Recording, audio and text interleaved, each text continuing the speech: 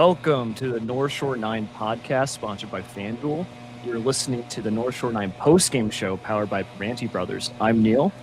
Here, live from PNC Park, is Jim. And Jim, we get to hand us some sandwiches today. Let's do it. Yeah, let's give away some sandwiches. The Pirates win 5-4. There's leaf blowers going on behind me, so hopefully you can hear me okay. But yeah, get those hashtag Raise-Its in the comments. Pirates win the home opener. They win Konnor Griffin's debut. Hell of a game here today. Yeah, I mean, a second most important thing today was the home opener and Konnor Griffin debuting.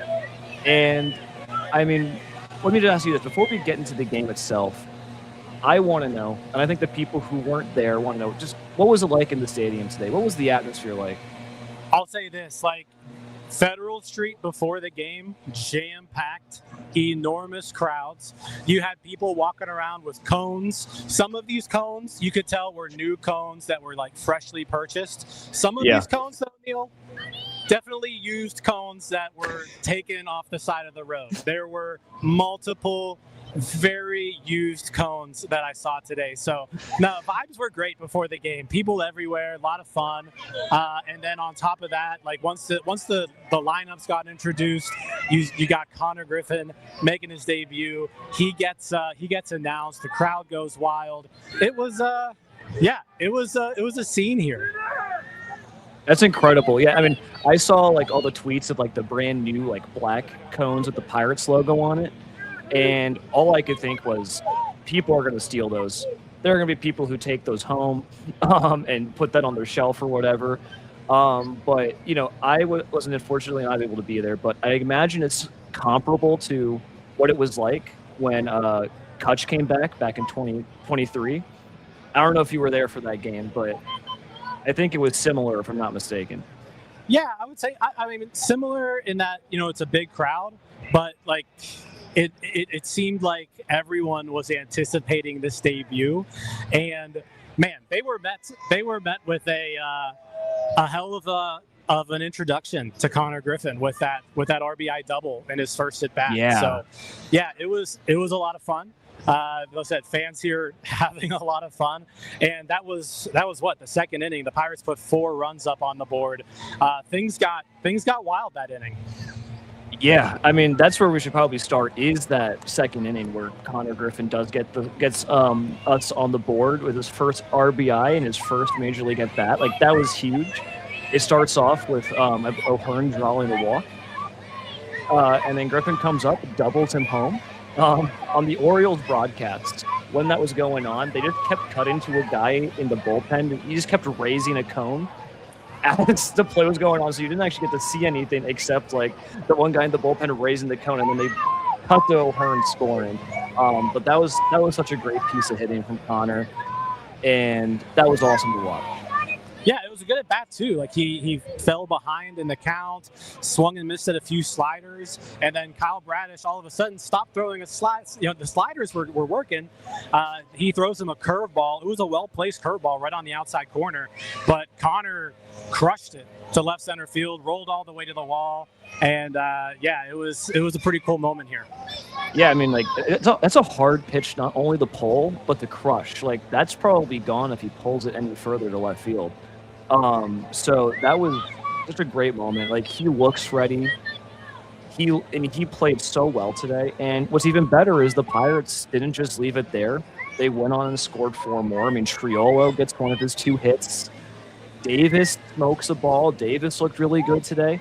Yep. On top of being the best defensive catcher in baseball. There was a lot of stuff to not just besides Konnor Griffin too. Yeah, no, I mean, the offense, especially in that second inning, that's where they did their damage, right? O'Hearn, walk, Griffin, double, Triolo, single, Davis, double, Cruz with a base hit, Brandon Lowe with a walk. So, they just kept the line moving. No balls over the fence hit today, but some timely hitting.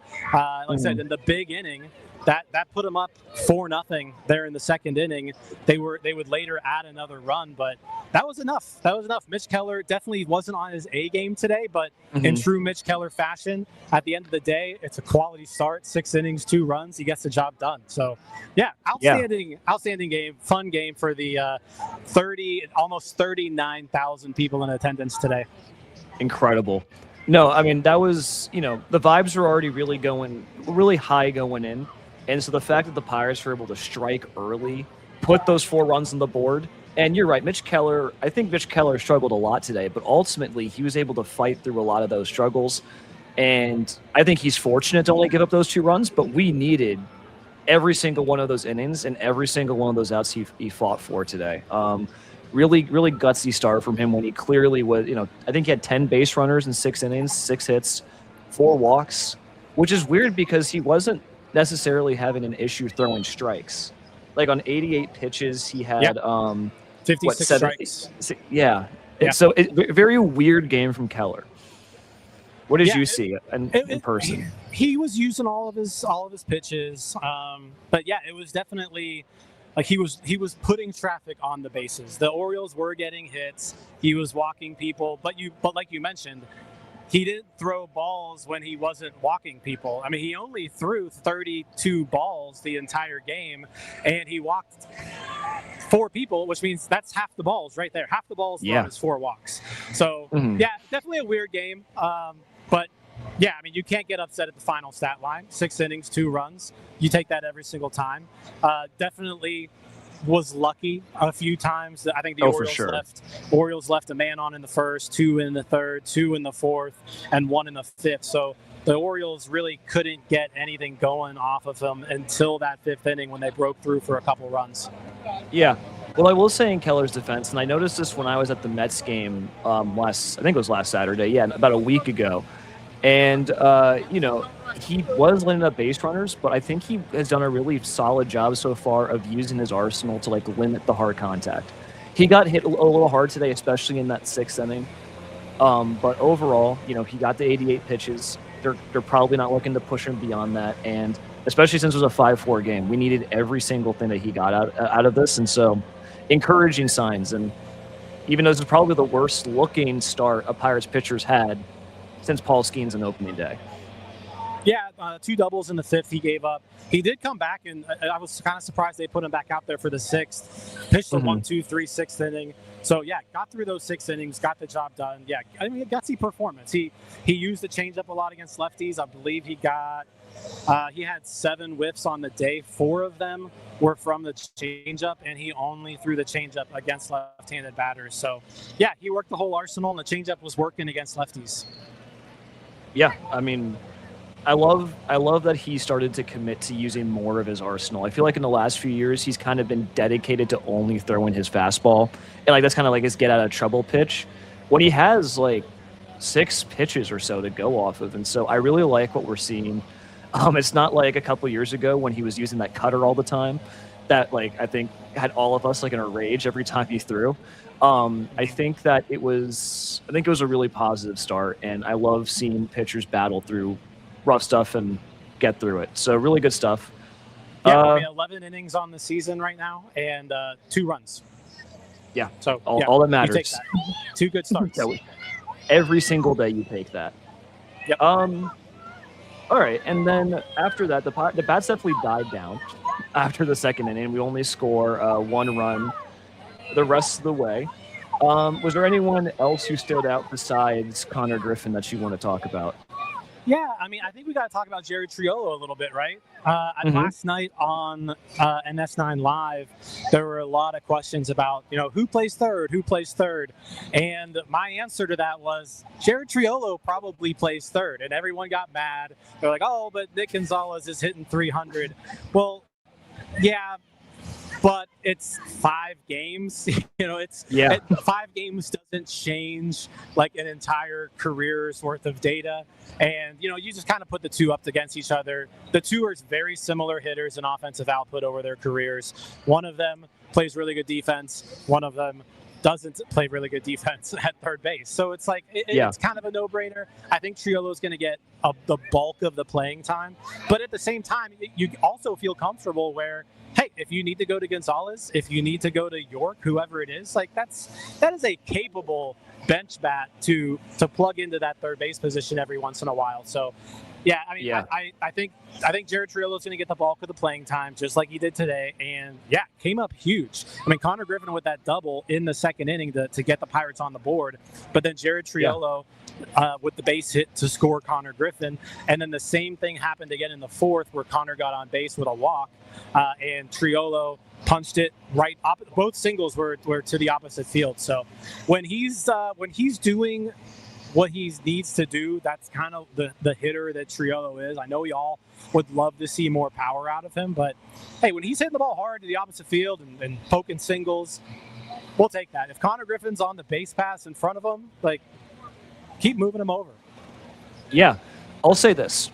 I think Jared Triolo's name looks a lot better when he's batting eighth behind the 7 names that we saw in front of him today than what we were seeing in, say, like the Mets series or the Red series, where he's batting first or he's batting sixth. Like, Jared Triolo should not be leading off for you, and he shouldn't be in the middle of your order.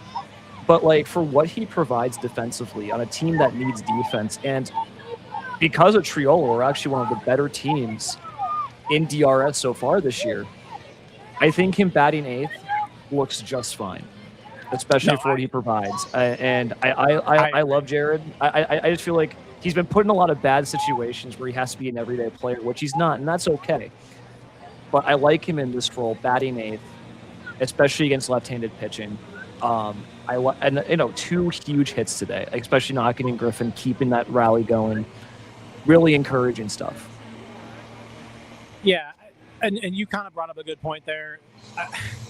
The Pirates have put Jared Triolo in situations where I think fans tend to not like it because, they're putting him in the leadoff spot or the 6th hole. And it's like you mentioned, like when he's batting eighth behind all these guys, it looks a lot better. Like Jared Triolo is your number 8 hitter playing an outstanding third base defense. Like that's acceptable. What becomes problematic is when you're asking him to do too much, like they have. Yeah. Well, I won't keep this mostly positive. We do want to keep this mostly positive, but I do think if we're going to talk about offense, we have to start. Is it too early to start asking questions about Marcell Ozuna? He struggled again today. Really struggled. What did you? You don't think he got a walk? But still, no big hits. He's batting 0.4043 on the season and OPS under 300. Are we worried about our DH? Man, I'm not yet, but it's something to keep an eye on. And the reason for that, again, it's what we're talking about, a 7-game sample size. It's a 162-game season. He just hasn't looked good. Right? Like, I mean, strikeout, pop-up today. He's 1 for 23, I believe, on the season now. And that's not going to cut it from the designated hitter that you paid $12 million to. You're going to eventually need to get some production out of him. Now, he's shown over the course of his career that this isn't who he is. So I'm not in panic mode quite yet, but it is something to keep an eye on because he did have a down year last year. He is getting older. He doesn't necessarily look all that agile and athletic out there. He seems like he's late on pitches. His swing is slow. He's slow in general. So it's something to keep an eye on. But I'm not hitting the panic button just yet.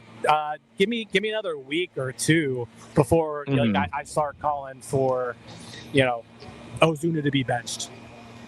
Fair. I mean, I don't think I'm hitting the panic button either, but I do think it's a little concerning about how uncompetitive some of these at-bats are looking for Ozuna. I feel like there's a lot of easy strikeouts that he's going down with, and I don't know if he's just guessing wrong or if he's hunting certain pitches that pitchers aren't throwing him, but there has to be some sort of adjustment there. And it's way too early for the panic button on anyone. But, you definitely want... seems late. Yeah. I just want to say, for your big DH signing that you did to supplement the offense, you can't have this black hole batting fourth. You can't. Agreed. I'm willing to give him more time. At the same time, the Pirates do sort of have the luxury right now where, maybe they give Ozuna a day off or two in the next week or so to try to hit the reset button because, you want Lowe to get some DH reps. You want O'Hearn to get some DH reps. You want Reynolds to get some DH reps. You want these other guys to get off the field every once in a while, but keep their bat in the lineup. So there's going to be natural situations where Ozuna can hit the reset button. And yeah, this offense has looked good so far, and that's without him really being relevant in any way. So if they can get him going, that's another big boost for the offense. Yeah, last one thing I'll say before we do our ad break. It's huge that Reynolds and Ozuna, who've been batting 3 and 4 kind of reliably, have not been at the top of their game, and we're still scoring runs. I think that just speaks to the depth that we've added, and it's clearly we solved some problems that we had last year. When we come back, we're going to give away some sandwiches and talk about the bullpen, but first, we're going to hear from our boy Cody. This episode is brought to you by IQ Bar, our exclusive snack hydration sponsor. IQ Bar protein bars, IQ Mix hydration mixes, and IQ Joe mushroom coffees are the delicious, low-sugar, brain and body fuel you need to win your day. The Ultimate Sampler Pack is a great way for you to try all IQ Bar products and flavors. You get 9 IQ bars, 8 IQ Mix sticks, and 4 IQ Joe sticks. All IQ Bar products are clean label certified and entirely free from gluten, dairy, soy, GMOs, and artificial ingredients. With over 20,000 5-star reviews and counting, more people than ever are fueling their lifestyles with IQ Bar's brain and body boosting bars, hydration mixes, and mushroom coffees. The Ultimate Sampler Pack includes all 3. My personal favorites so far have been the almond butter chip and the iced tea lemonade hydration mix. It's just really full of flavor. I love starting my day with it, and I couldn't imagine starting my day with anything else other than IQ Bar products. Right now, IQ Bar is offering our podcast listeners 20% off all IQ Bar products, including the Ultimate Sampler Pack, plus free shipping. To get your 20% off, text MLB to 64,000. That's MLB 64000. Message and data rates may apply. See terms for details. My new favorite bit is just seeing the entire chat repeat the 64,000 number. Yeah, 64000. Just in case you forgot, 64000. All right, so we talked a lot about the offense, Griffin, the Mitch Keller. Then we go to the bullpen, and the bullpen was a bit of a rocky ride. So after Keller exits, we get Yohan Ramirez, who comes in for just a third of an inning, 2 hits, a walk, and an earned run before Kelly, I think, pulls him at the right time. I would say. I think that was a really good move by Kelly to get him out, get Montgomery in, but rough day for Yohan before we get to Mason. Yeah, I mean, this is sort of just Yohan Ramirez in a nutshell, right? We've kind of seen him for a few years now, where there will be times where he looks unhittable, and then there will be times where it's like, we got to get this guy out of there fast. And yeah, credit to Don Kelly, where today he got him out of there fast, right? I mean, he faced 4 batters, gave up 2 hits, walked a batter, and Kelly pulled him. I wasn't sure about going to Montgomery. I was thinking that this would have been like a Matson or Justin Lawrence situation. But because Montgomery, same thing. It's kind of been Jekyll and Hyde as well. But, man, this is what Montgomery can look like when he's throwing strikes, right? So, I mean, he just easy 2 outs, 9 pitches, 8 strikes the batter out. His stuff is just so nasty. It's just he's going to be so frustrating because there are going to be times when he can't throw a strike and he's going to drive you crazy. But then he's going to have games like this where completely turns an inning around. There were 2 runners on base when he came into the game, and just shut the door. Yeah, I mean, it's funny that you mentioned that about Yohan, about him, Yohan, whether it's going to be like elite shutdown or oh no, this is going to be a disaster, because the exact same thing could be said about Montgomery. And again, we just got one was Jekyll and one was Hyde today. What a clutch 2 outs for Montgomery. He's really struggled at times during this year. I think his last time out wasn't too hot, and then getting the strikeout and the fly out, stranding both runners, that could have easily been the moment that the Orioles flipped the game on into their momentum. And he was money. I was very impressed with what I saw from him today. No, he did outstanding job, and like I said, Kelly kind of pulled all the right strings with the bullpen today, because later on he also did something that I didn't really understand at the time, but he goes Dennis Santana in the 8th to face the left-handed Dylan Beavers, a pinch hitter, and then the left-handed Colton Cowser. So that was a situation where I would have thought he would have gone Soto in the 8th and then gone to Santana in the 9th. But he goes to Santana against the two lefties, and again, Dennis Santana, just in true Dennis Santana fashion, 1, 2, 3 with a strikeout, 10 pitches, 7 strikes. It's just he's as automatic as it gets. Yeah, I don't. He's again one of those pitchers where I don't quite understand how it works. But we now have basically like 2 seasons full of data that this stuff plays and this stuff works. And I will say I actually really do like this closer by committee type deal. I think they're going with now, where it could be Soto or it could be Santana in the 8th and the 9th. I think that it allows you to like get creative with how you approach batters, and it's worked clearly so far. I know Soto gave up that home run in the 9th, but I mean, those two in tandem have looked really, really strong to start this year. Yeah, you kind of think that Kelly saved Soto basically to face Gunnar Henderson specifically, and Gunnar ended up being the guy who hit the solo homer. But luckily, like I said, the Pirates had a 2-run lead. You can afford to give up a solo homer when you have a 2-run lead. So yeah, all things good. Pirates win. Yeah, I mean, for once in my life, I couldn't believe it, but I was actually completely calm after Gunnar Henderson hit that home run. I wasn't worried in the slightest. I still felt very okay, which is not how I usually feel about this team. But no, like he closes the door. That insurance run we got in the 5th was exactly what we needed, and the Pirates win 5-4. Yeah, I wouldn't say. I mean, there were 2 outs, so that always helps. It's like, is he going to give up another homer? But Soto is prone to the home run ball from time to time. But if he can limit them to solo homers, he's going to be in a lot better shape. So, yeah, I mean, just great game by the Buccos. Make sure you get your hashtag Raisits in the comments. We're going to be giving away some sandwiches here in a little bit. We're at 120 entries for our giveaway, so please get those hashtag Raisits in. I did see quite a few people in chat saying that we should change it to hashtag Hoist It. And I gotta say, I kind of like that. You know what? We're gonna stick with Raise It, but go ahead. If you're a member, right? If you've got the access to the cone emoji, just spam that. Go hashtag Raise It, cone emoji. Let's get those cone emojis in the chat. Yeah, I think we'll give away some sandwiches in a second. So let me get this up and running. Sorry, if you can tell, this is the first time I've had to give away sandwiches. So we're going to pick 2 winners. Each of you will get 2 Primanti Brothers sandwiches. If you are the winner, just make sure you email northshore9@gmail.com, all one word, or DM us on social media. We'll just need your email that's associated with your Primanti's account. Yeah, and we're at 126. Give it a couple more seconds to get to 130. Yeah. But okay, also, I think. Yeah, while we're doing that,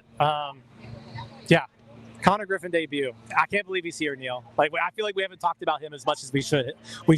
Yeah. Because Dale said he got the double. He started things off in that 2nd inning. Just an absolute spark plug. Looked solid at shortstop as well. Like, I'm so excited to see what this team can be with him. With it seems like he's going to be in that like 7 hole where he was today, and he's going to get opportunities to do some damage there because the 6 guys in front of him are pretty good hitters. Yeah, and I gotta say, like, this entire week has been like one great thing after another. Like they get 2 out of 3 of the Reds, they get back to 500. Then they announced Griffin's going to come up. Then we got the extension report. Like, and then now they win today, and Griffin looks great. Like, these last couple of days just could have not gone better. The Bucks are hot. Winners are 4 or 5. I know. I hate to say it. I think I believe in this team. You gotta believe. Neil. All right, we're at 132. Let's give away some sandwiches. We're going to draw 2 names.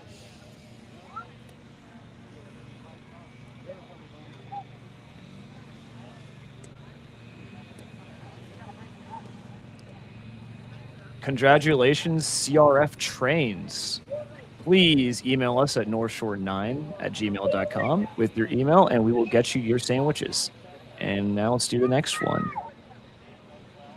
Congratulations.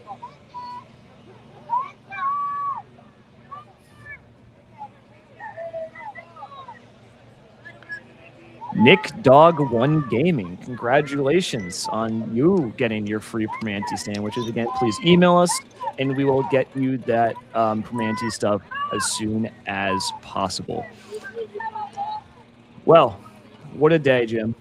What a day. Home opener, winners of 4 of 5, 4-3 record on the year. Yeah, it just keeps getting better and better. Pirates tomorrow are back at it.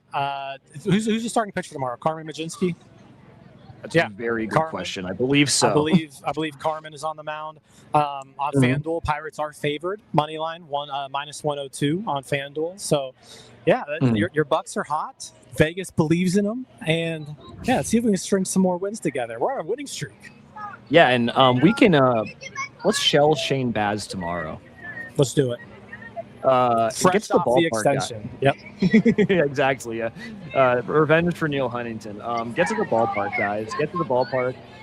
Go watch. Go enjoy this team. It should be a beautiful weekend for weather. So, but no, this is a fun team to watch. 100%. 100%. If you were here today, I'm sure you had a lot of fun. If you come here later this weekend, yeah, just baseball's back. Baseball's back in Pittsburgh. Can't believe it. We waited for so long. Well, all right. I think we will get out of here. But I think you got tomorrow. You also have a show, right? Yeah, the next episode of Bucks on Deck will be tomorrow at 7 a.m. And I think, based off what I've seen, you guys are going to have a nice, long discussion about Steph Hernandez because he looks filthy. Oh, does he? Oh, Good yeah. stuff. I was looking at the Savant stuff before we hopped on, and it's quite nice, I gotta say. So, S. Merlin and Steph is going to give you are going to give you some good stuff tomorrow. Love it, love it. People are going nuts here. Konnor Griffin signing autographs right next to me. It's yeah. Buccos, baby. Buccos. Love to see it. All right, the Pirates win 5-4. Konnor Griffin signs his extension, gets a huge double, debuts. It's a great day to be a Pirate fan. But we will see you tomorrow. Thank you all for tuning in, and let's go Bucks. All right, that wraps up this episode of North Shore 9. Thanks so much for tuning in. Whether you're listening on the podcast or catching us on YouTube, if you enjoyed the show, please give this video a thumbs up and don't forget to hit that subscribe button if you haven't already. It really helps us grow. And if you're listening on the podcast, a quick review goes a long way in helping others find the show. Plus, be sure to tell a friend about us. There's always room for more here in the NS9 community. And for those looking to support us a little more, consider joining our Patreon, become an MVP member, and get exclusive perks while helping us continue to bring you more of the Pirates content you love. Thanks again for all your support, and let's go Bucks.